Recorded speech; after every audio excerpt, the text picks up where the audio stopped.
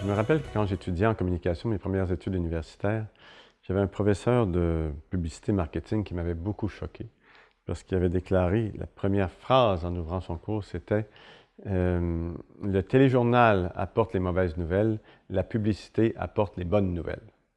J'avais trouvé ça complètement ridicule. Ça m'avait choqué dans tout mon esprit contestataire de l'époque. Mais aujourd'hui, je trouve que c'était assez intelligent son affaire. Je trouvais qu'il avait assez raison, en fait.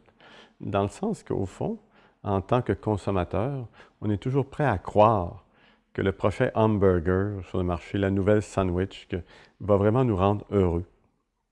C'est incroyable, tu te demandes pour qui ils nous prennent, mais ça marche quand même. C'est ça qui est fantastique. Et là, tu te présentes ça de plus en plus juteux, puis de plus en plus, tu sais, c'est extrême, cette histoire-là. Et, euh, et moi, ça me surprend toujours. Je dis, pourquoi est-ce qu'on aime tant se faire croire qu'effectivement, la prochaine auto, le prochain hamburger, le nouvel ordinateur, le nouveau, que le câble, je ne sais pas trop, on est rendu à fibre optique, va nous rendre plus heureux. On aime croire cette chose-là. Et en fait, on aime la croire parce que ce qu'on cherche, c'est un bonheur qui nous arriverait tout cuit dans le bec et surtout sans qu'on ait à s'en mêler. On veut tellement rester en dehors de notre histoire, d'une certaine façon, et victime de tout ce qui nous arrive, qu'on ne veut pas se mettre dans l'idée qu'effectivement, on fait notre propre bonheur. C'est-à-dire qu'il faut se mettre les mains à la pâte pour le réaliser. Bien sûr, à travers tout ça, il y a des éléments qui sont en jeu. Cette sorte de naïveté qu'on cultive plus ou moins sciemment, c'est aussi une façon de répondre à l'angoisse. On est angoissé par les conditions du monde. On est angoissé par la banquise qu'ils font, par les changements climatiques et toutes ces choses-là qui nous bouleversent. Et on se sent impuissant. Alors, notre première chose, la première chose qu'on fait, c'est de chercher du côté de toutes sortes de compensations qui vont nous permettre de nous distraire ou de nous disperser par rapport à ça, parce qu'effectivement, c'est trop angoissant. Mais c'est soi-même qui est angoissé, c'est-à-dire que ça vient réveiller nos angoisses existentielles, notre peur de ne plus exister, ou notre peur de ne pas exister. Alors, on préfère oublier tout ça. Et on compense. Alors, on compense effectivement en consommant des produits.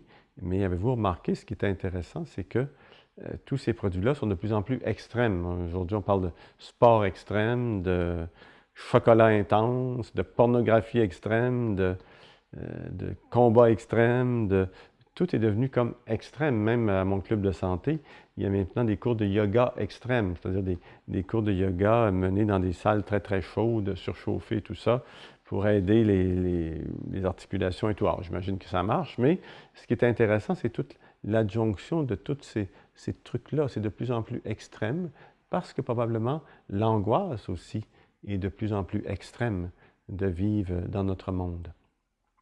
Alors, ce qu'on fait, c'est qu'on utilise aussi des moyens comme la performance extrême, le travail extrême, tout ça pour se sortir de l'angoisse aussi, et de l'angoisse principale derrière ça, qui est la peur de ne pas exister. Alors, disons que si on prenait une autre stratégie, hein, parce qu'au fond, la peur de ne pas exister, il n'y a aucune compensation qui peut répondre à ça. La compensation, c'est toujours un besoin que je mets à la place d'un autre. Alors, qu'est-ce qui peut répondre à mon angoisse en tant qu'être humain? C'est effectivement si je réponds à ma créativité, si je réponds à mes élans, si je prends quelques risques. Mais au-delà de ça, il y a aussi des méthodes de ressourcement qui me permettent d'atténuer mon angoisse. Par exemple, si vous faites du tai chi ou de la méditation chaque jour, ou des promenades dans la forêt, où vous respirez, on est loin du sport extrême. On est au contraire dans le soft, très très doux.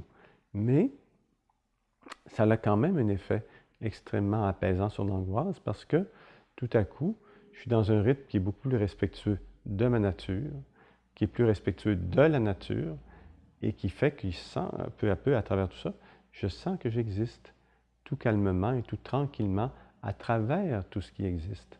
Et de ces attitudes-là, de méditation, de contemplation, là, tout à coup, il y a une réponse à mon angoisse de ne pas exister parce que je me rends compte que j'appartiens à tout ce qui existe. Alors bien sûr, je peux aussi déguster l'abondance extrême d'air, d'eau, de lumière dont on est très très privilégié au Québec. Et donc je peux goûter à toutes ces choses-là et de cette façon-là rassurer mes peurs par rapport au fait de ne pas exister puisque j'existe à travers tout ce qui existe. Et je ne connais ni mon commencement réel ni ma fin. réel. Alors, bien sûr, la publicité, le téléjournal apporte les mauvaises nouvelles, la publicité apporte les mauvaises nouvelles, mais la meilleure nouvelle, c'est qu'un être décide de faire son bonheur par lui-même en étant très respectueux, très à l'écoute de soi et de la nature qui l'entoure. À la prochaine!